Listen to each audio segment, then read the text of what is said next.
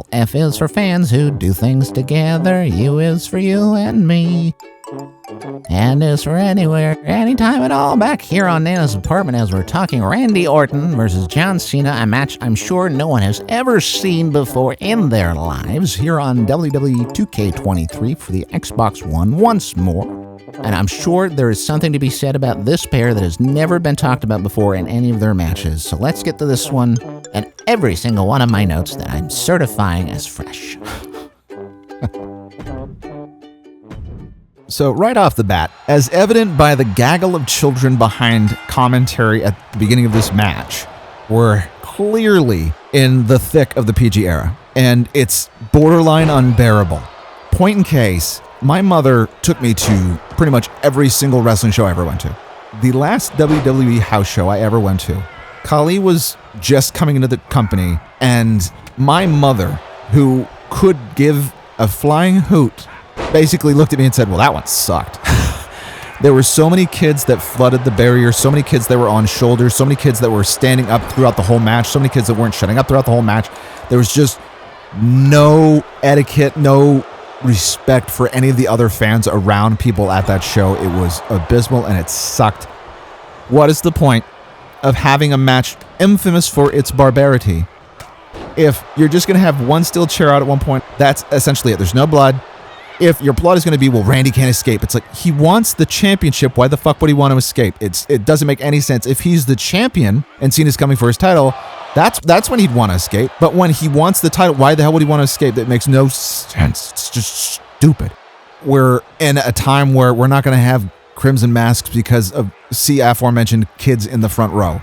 To top it all off, commentary makes note of the theme for the night, and I'm just thinking, like, is that band's demographic even the demographic of the WWE at this point? It's just such a stupid arrangement of absurd decisions, and it undercuts the potential of this match to a great deal, to the point where it has to be mentioned at the top of this whole episode because it infuriates me so. And here we have, like, the only spot they can do with the cell in PG era is Push their face close to it. So as if to exemplify how much we will not be getting in this match, Cena and Orton now toying with the steps outside. Steps that once more are evaded by Prey. Orton going for a DDT on the steps, and then Cena tossing those same steps at Orton. Neither hit their intended mark. Because again, we're in the PG era. Ain't going to be no barbarity in this one. It's not going to happen. Which, speaking of things that aren't going to happen, and censorship, watching that cutscene, they censor Mike Chioda's face, and in these cutscenes, the commentary is clearly edited, so they've edited the audio, but they haven't edited out the fact that the audience chants Mike Chioda. So they've censored the man's face, but we clearly know it's Mike Chioda because the fans are audibly chanting Mike Chioda. So that's silly in and of itself, but then they censor whatever logos are on John Cena's jorts. And I have a whole bunch of questions for that as well, because it's just, now I'm just looking at censor blocks everywhere during this cutscene, and this game is so fucking weird. Anyway, but yeah, to exemplify, to further punctuate, to beat a dead horse that this match is not going to be barbaric or in any way hellacious, we get one really quick Randy Orton back bump, and I use the term bump loosely, against the cell, so soft it could have just been a kiss. And then we have these two introducing the ring steps with which nothing is actually done. And I'm just furious with why we even have this type of match if we're not going to use it to any type of its potential, let alone the fullest. And Rand. Because Randy Orton, graduating from the Nana's Apartment School of Selling, and that he, throughout this whole match, and specifically with this Viper character, he's just wearing who he is on his face the entire match. He is never going through the motions.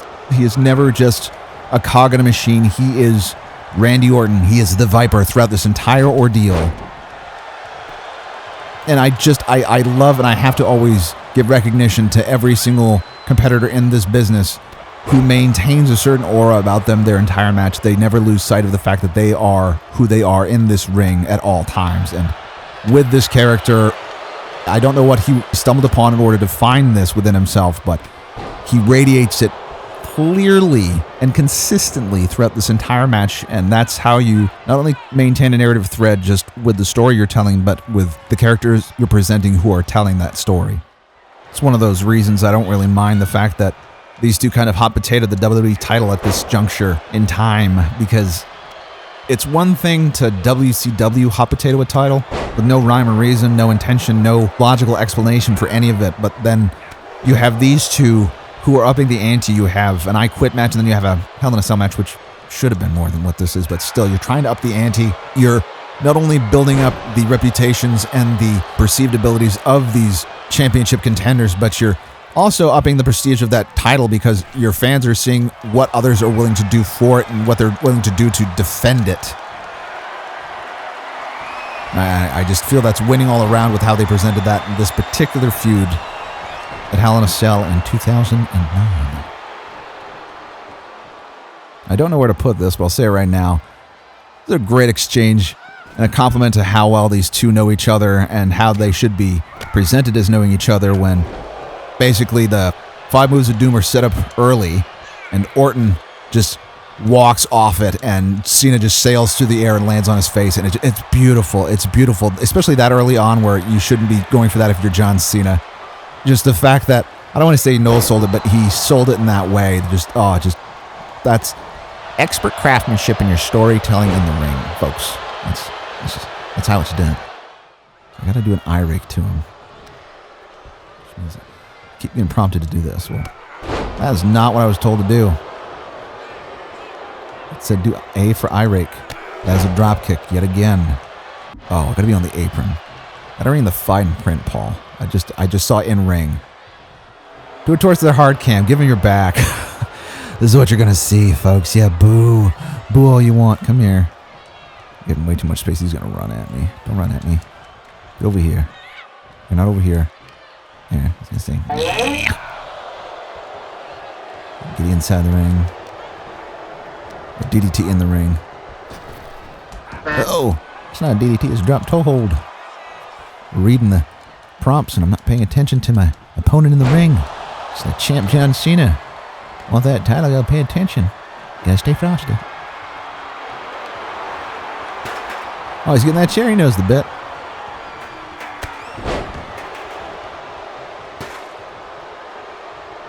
Gotta do a couple different grapples. Should be the first one. Oh, come on, near the chair. Come on. Oh, close enough. That flash, I might have busted him open. Not sure. Oh, he's not having a good day. Maybe headed towards a migraine, this fella. I can understand. I can empathize. It's not fun. Use that instant recovery. Nope. Kind of worthless, though, against Super Cena, who's going to suplex me near about that chair. Thank God I avoided it. So I got to do a backbreaker if I can get my senses back about me. Let's go for that backbreaker.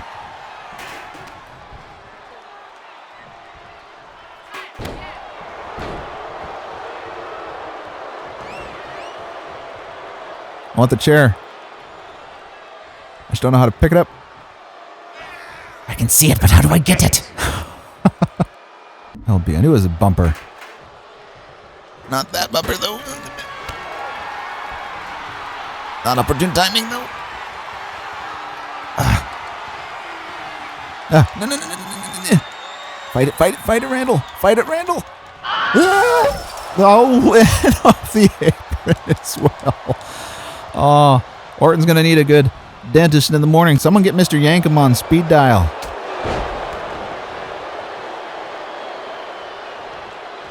Keep pushing RB. LB, Paul. LB for your chair. LB.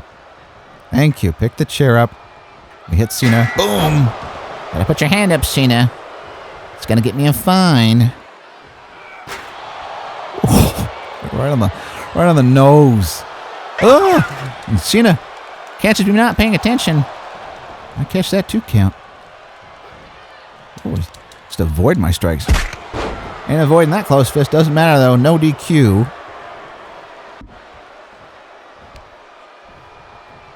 Combo him. It's the Marine versus one of the former Marines.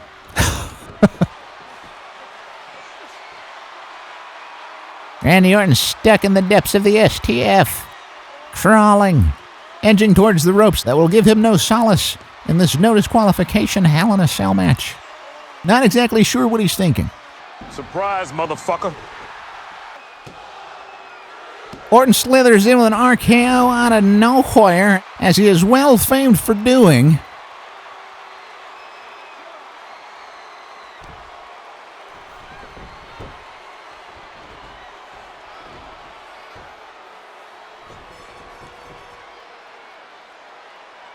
Cena having just enough in the gas tank to push out at 2.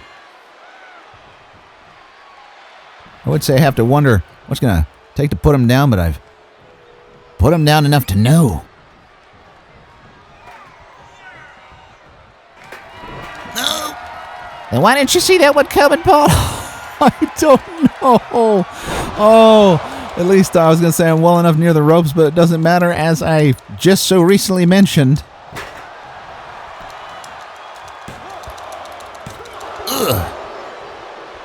I should mention to John Cena that I am a kick-out king here on WWE 2K23 on Nao's apartment. We established that well and early on.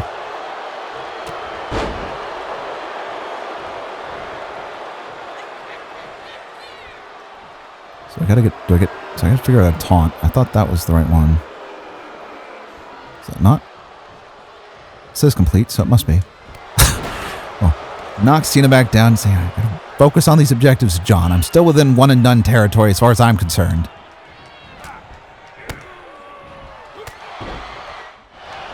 As soon as I realized I gotta get him in the corner, Cena bails. He wants this one to become a chore.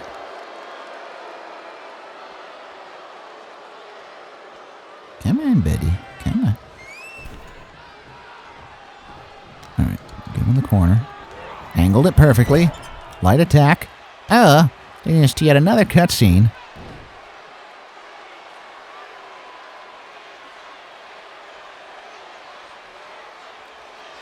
John Cena attempting to walk away with his title. Attempting to get further away from Randy Orton, whose onslaught is seemingly never ending within this cell tonight. The WWE's Apex Predator, sinking on a tight headlock, forcing John Cena to pass out.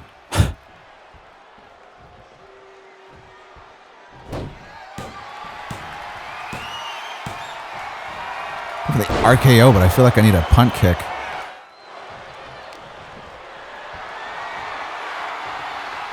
I was thinking that's what's going to get me in the final moments here. There's a finisher out of nowhere by John.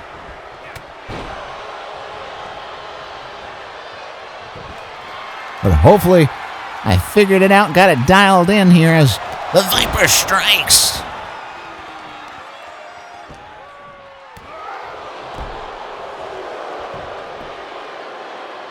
botch that. Do it clean and give him another one. I have another one. I have another one ready. I wanted to pin him right off of it. There we go. Capitalize off of that. Kicking him once more in the cranium. There's no way John's kicking out of that. Oh, he's going to want it a third time, this poor bastard.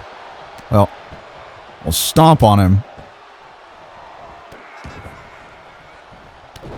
See, John, I really would like this to be a one and done.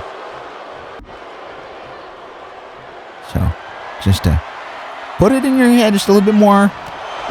Paul Daniels' apartment is king of the castle here. We'll put John Cena away for a 3. Take that WWE title from him. Add another one and done to my collection here at Nao's apartment.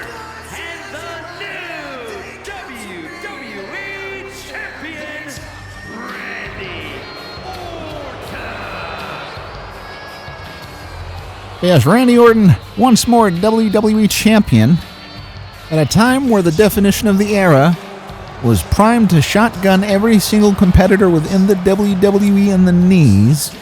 Randy Orton not only comes up with a way to reinvent himself with barely doing a thing, simply finding something within himself to project outwards.